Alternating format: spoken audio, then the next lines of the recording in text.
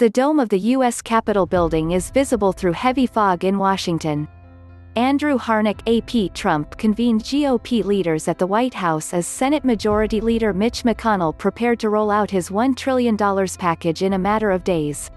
But the administration criticized the legislation's money for more virus testing and insisted on a payroll tax cut that could complicate quick passage. The timeline appeared to quickly shift. "We've made a lot of progress," Trump said as the meeting got underway. But the president added, "Unfortunately, this is something that's very tough."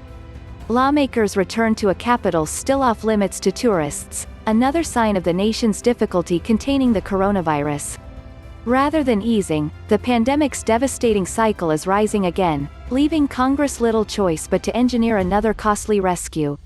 Businesses are shutting down again, many schools will not fully reopen and jobs are disappearing, all while federal aid will expire in days. Without a successful federal strategy, lawmakers are trying to draft one.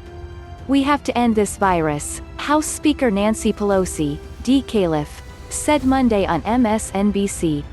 She said any attempt by the White House to block money for testing goes beyond ignorance. The political stakes are high for both parties before the November election, and even more so for the nation, which now has registered more coronavirus infections and a higher death count of 140,800 than any other country. McConnell and House GOP leader Kevin McCarthy huddled with Trump, Vice President Mike Pence, Treasury Secretary Steven Mnuchin and Acting Chief of Staff Mark Meadows. Mnuchin vowed passage by month's end, as earlier benefits expire, and said he expected a fresh $1 trillion jolt of business tax breaks and other aid would have a big impact on the struggling economy. Back at the Capitol, McConnell downplayed his proposal as simply a starting point for eventual discussions. Not only does he face pressure from the White House, but splits within his ranks have chiseled away at his majority power and left him relying on Democrats for votes.